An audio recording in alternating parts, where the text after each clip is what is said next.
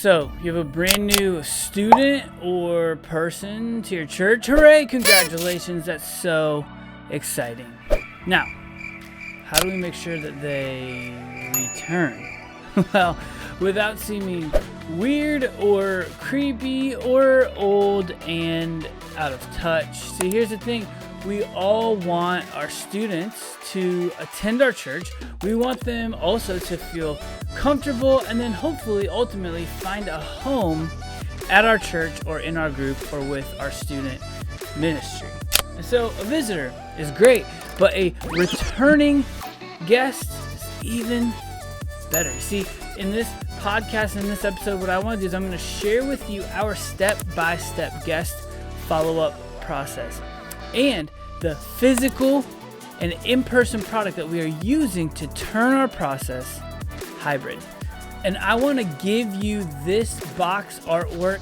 So go ahead and you can scrub ahead. You can click the link down below in the description or go to where I start talking about the box design in this YouTube playlist, and you can go ahead and grab that link from us and go check it out. If you're following along here on YouTube, just a reminder, there are chapters down along at the bottom so that you can skip straight ahead to the parts of the video that make the most sense to you. But just as a reminder, hybrid is taking your in-person moment and your digital and finding a way to intersect them together. So my guess is, give me a like if you are the type of person who, when you have a student, you send them a postcard. Or go ahead and give me a subscribe if maybe not just a postcard, but you're also sending a text message, right? So early on, I would send postcards. And I still do send postcards as the way that I was kind of trained, and I even, like, as a youth group student, received postcards, and I still do believe in the power of the personal touch, and I think that mail does actually play an important role in youth ministry, and I think students don't receive mail very often, so I think it's helpful and beneficial for them to get it.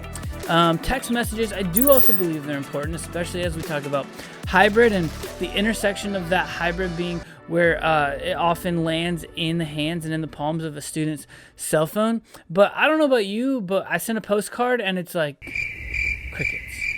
Or I send a text, and one time, literally, I sent a text from my personal cell phone number, and I got the word stop. Like, no, this was not an automated text. Like, this is a human being, but okay, got it. I'll stop. So, enter COVID.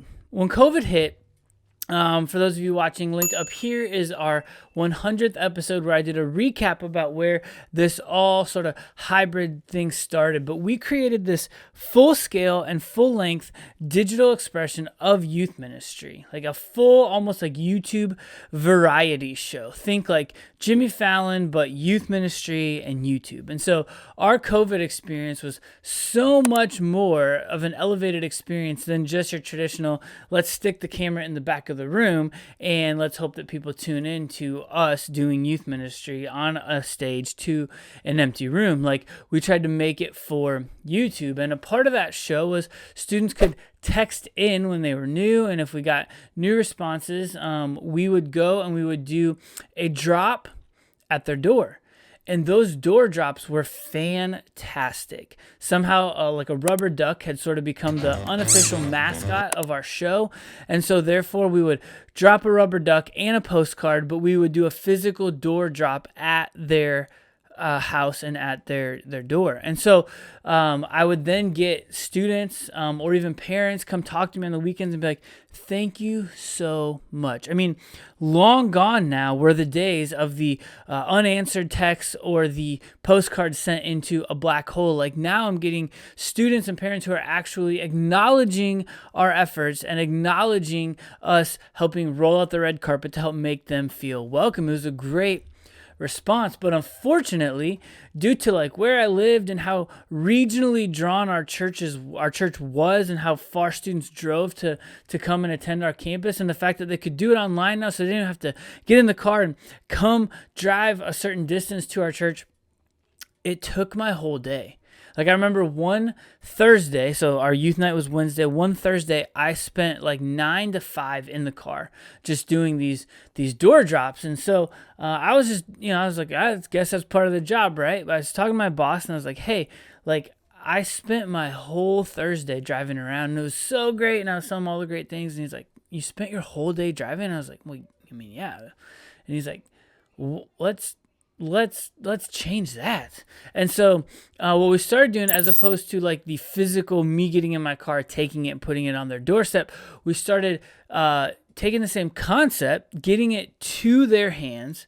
But instead of me doing it, we started paying the post office to do it, as if there were some sort of service that could take something from point A to point B, and that is woven all throughout the fabric of our country. Ding, it's the post office. So we started shipping things, and it was expensive. Don't get me wrong, we created like a branded box, and now it's like we had to include a little bit more than just a duck and a postcard so that the box didn't seem boring and empty, but we started shipping it. And so that strategy, we kind of laid that over and carried that over here where I work now.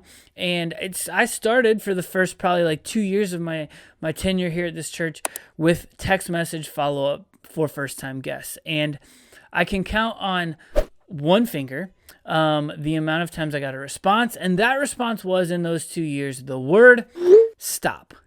So I said, hey, listen, maybe I'm just too old for this. Like, I'm in my mid-30s, and maybe students are like, that's weird to text the guy in his 30s. Or maybe text messages to students who they don't have the contact info from, especially from a phone number that is not local. I live in DFW, Dallas-Fort Worth, Texas. My phone number is from Dayton, Ohio. Like, there is a massive difference in those two area codes. And so they see someone down here with an 817 area code seeing a 937 area code. They don't know what to do with it. So they ghost it, as they do. And so I suggested and I proposed, what if we bring back the boxes? And so what I want to do is I want to share with you this right here. This is our welcome box. It's branded. It's custom for us. And so if you look on all the sides, it's got a little, it was great to meet you. It's got a yay, you're here. And then the top here says welcome, along with a return address and a spot for us to put their address.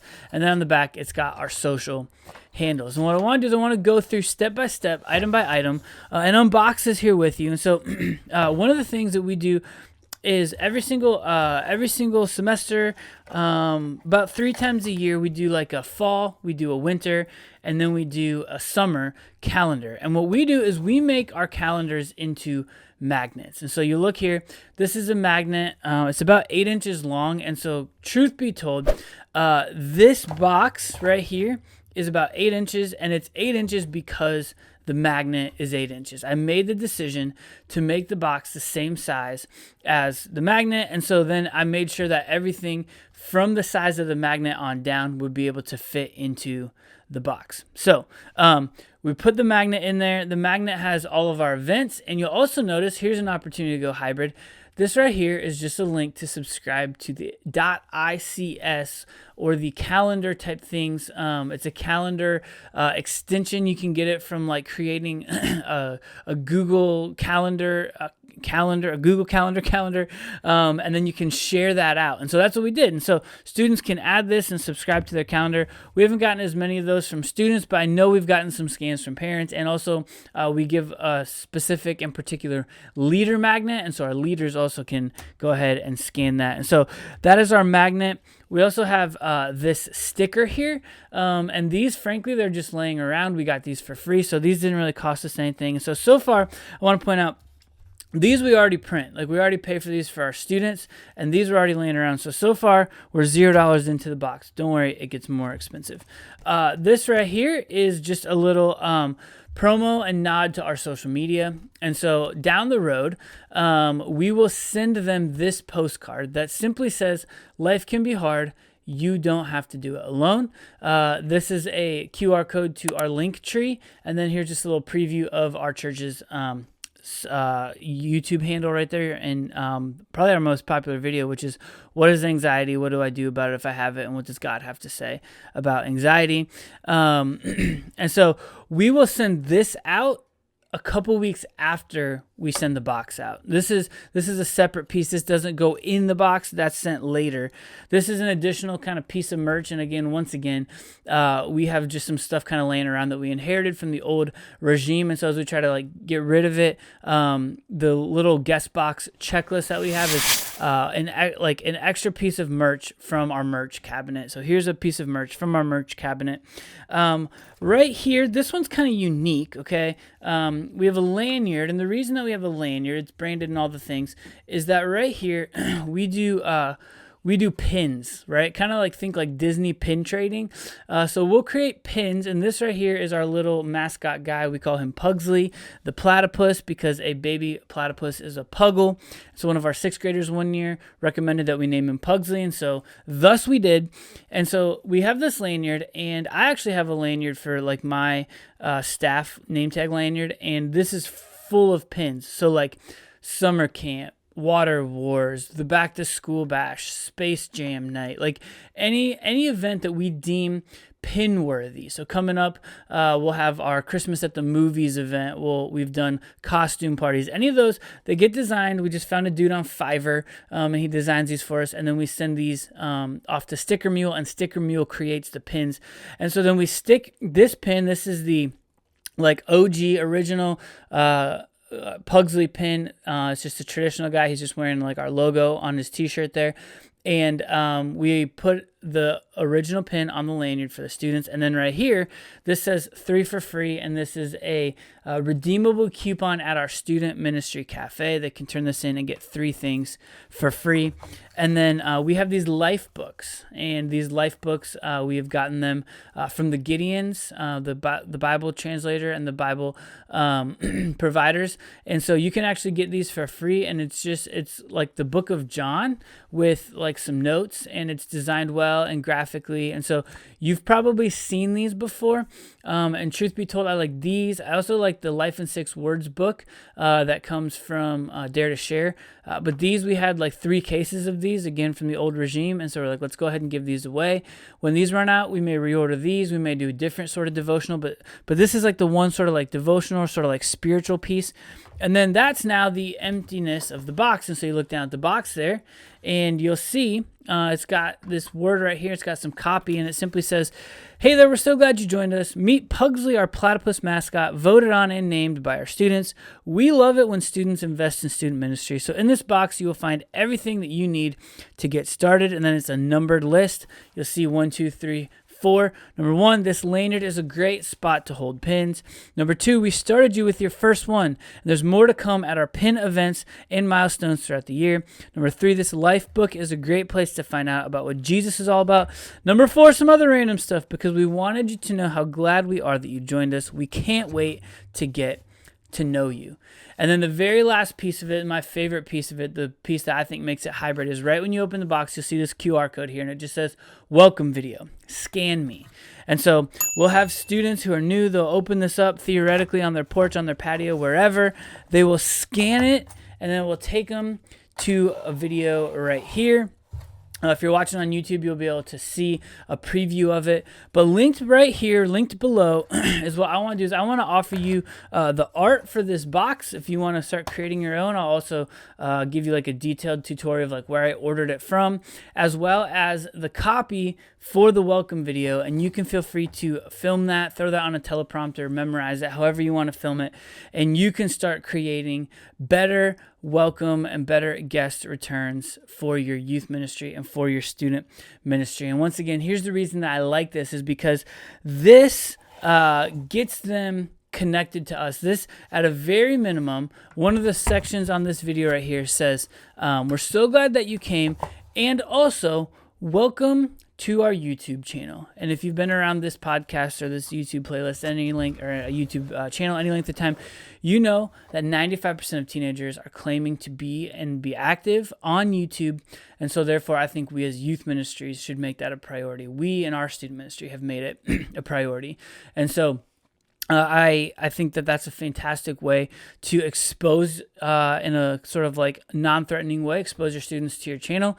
Then maybe next time they log into their YouTube account, one of our videos shows up because they've already watched one, or maybe they like that video, maybe they subscribed to that video, and now we're in their subscriptions with all of our teachings and all of those types of things, which, by the way, I can explain and show to you how to start posting your teachings to YouTube so that they live beyond your Sunday or Wednesday services. That video is going to be linked right here on screen, and I can't wait for you to take a look at that because we're trying to make digital discipleship here at the Hybrid Ministry Podcast easy, possible, and accessible. So as always, don't forget to stay hybrid.